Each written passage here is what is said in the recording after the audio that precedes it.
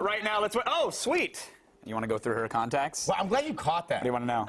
It's fine. They send her. She gets like a new BlackBerry. Wow, she really knows people. Oh my God, is that even? Which side is right on?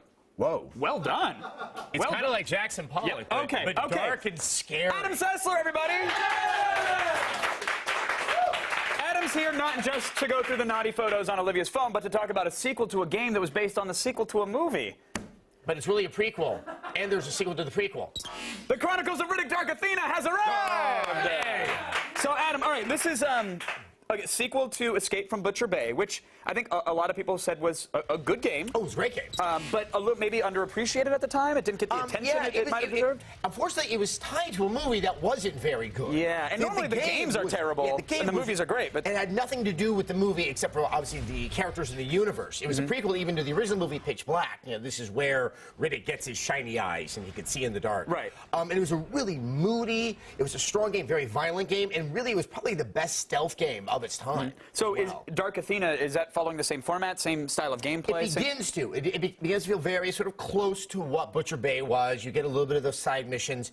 And then it's almost like those ideas start to dissipate, and it kind of becomes a little bit more narrow, and then it starts to turn into a shooter, and not the best shooter at that. Really? Okay, because Yeah. I thought it was the huge pro here, of course, were the stealthy elements. Right, exactly. The stealthy and this very oppressive world that you were in, so that you really didn't want to get caught, because everything just felt like it had a horrible cost. Right. Well, we know that, okay, Dark Athena is the new title, but the reason we harp so much on the older title, which was for the original Xbox back in '04, is that it includes an updated version of Butcher Bay when you purchase the game. So, I mean, how does that look? Did they literally just port it over, or did they update the game? No, they definitely updated it. Here's what's funny, is that what was so revelatory about the original Riddick game is that no one thought a game that looked that good was possible in last generation. Right.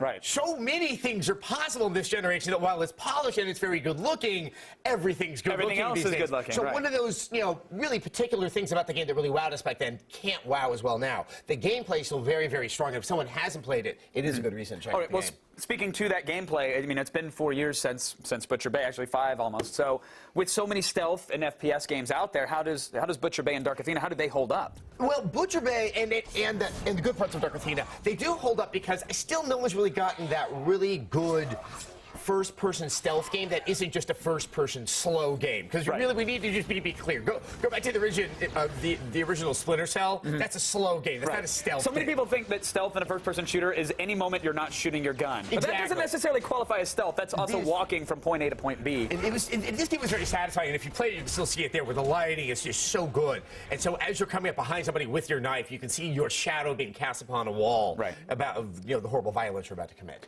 And what about multiplayer here? I mean, yes, there is multiplayer, but as with so many games, it's multiplayer that were not there. No one would be like, oh my God, there was something here.